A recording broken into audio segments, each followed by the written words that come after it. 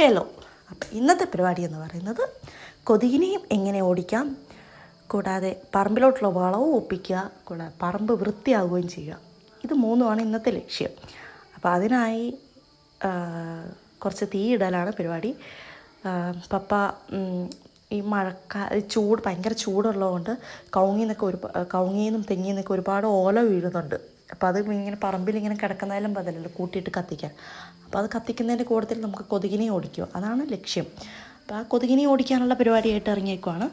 അപ്പം മമ്മിയാണെങ്കിൽ പറമ്പിൻ്റെ ചുറ്റുവട്ടത്ത് കിടക്കുന്നത് അതെങ്ങനെയാണെന്ന് വെച്ചാൽ പപ്പ പറമ്പിൻ്റെ ഏതെങ്കിലുമൊക്കെ മൂലയിൽ നിന്ന് വലിച്ചു കൊണ്ടുപോയി വീടിൻ്റെ ഏതെങ്കിലുമൊക്കെ സൈഡിലിടും. അതാണ് മമ്മി വളരെ കഷ്ടപ്പെട്ട് വലിച്ചെടുത്തുകൊണ്ട് വരുന്നതെന്ന് പണിയെടുക്കുന്നത്. അപ്പം മമ്മി അതെല്ലാം വലിച്ചെടുത്ത് കൊണ്ട് വന്ന് പപ്പയ്ക്ക് കൊടുക്കും. പപ്പ അതെല്ലാം കൂട്ടി അടുക്കി വെക്കും. അടുക്കി വെച്ച് അപ്പം മമ്മി കിട്ടുന്നതൊക്കെ എടുത്തിടുന്നുണ്ട്. കിട്ടുന്ന ചകിരിയും പെട്ടായിട്ടുള്ള തേങ്ങയൊക്കെ ഉണ്ടല്ലോ, അങ്ങനെ മോശപ്പെട്ട, അപ്പോൾ ആ തേങ്ങയും അതെല്ലാം കൂടി ഇട്ടാണ് കത്തിക്കുന്നത്.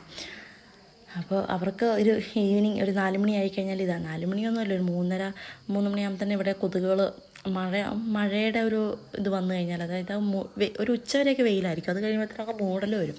മഴയൊന്നും പെയ്യില്ല, പക്ഷേ ഭയങ്കര മൂടിക്കെട്ടി ഇങ്ങനെ ഇരിക്കുന്ന അവസ്ഥയായിരിക്കും.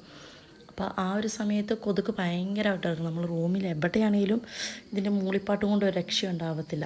ആ സമയത്ത് പറമ്പിലോട്ടും കാലം ഇറങ്ങിയാൽ നമ്മുടെ ചുറ്റും ഇങ്ങനെ നമുക്കിങ്ങനെ വാരിയെടുക്കാതിരിക്കുക, അതുപോലെ നമ്മുടെ ചുറ്റും കൊതുകുണ്ടാവും. അപ്പോൾ ആ കൊതുകിനെ ഓടിക്കലാണ് ലക്ഷ്യം. അത് കടിച്ചിട്ടുണ്ടെങ്കിൽ ചൊറിഞ്ഞ് മടുക്കും. അപ്പോൾ അതാണ് പപ്പ ചെയ്യുന്ന പരിപാടി. തീ കത്തിക്കുക, വളമുണ്ടാക്കുക, പറമ്പ് വൃത്തിയാക്കുക, കൊതുകിനെ ഓടിക്കുക. ഇത് മൂന്നുമാണ് ലക്ഷ്യം.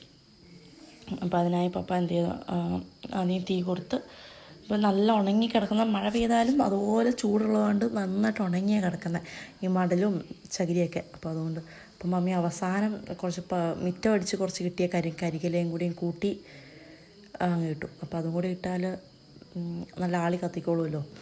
അതിൻ്റെ മുകളിൽ ഈ കത്തിക്കുന്നതിൻ്റെ മുകളിൽ ചകിരി ഇട്ട് വെച്ചിട്ടുണ്ട്. അത് കിടന്ന് പുകഞ്ഞുകൊണ്ടിരിക്കും. അപ്പോൾ കുറേ നേരത്തേന് തീ നിൽക്കുകയും ചെയ്യും, ഒരു പുകച്ചിലും കൊതുകിനെ ഓടും എല്ലാം ചെയ്യും. അപ്പോൾ ഇത് നല്ല ആളി കത്തുന്നുണ്ട്.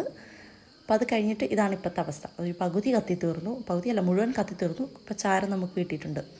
അപ്പം പിറ്റേന്ന് രാവിലെ ആയപ്പോഴത്തേനും ഇതാവസ്ഥ. ഈ ചാരം നമുക്ക് ഉപകാരപ്പെടും.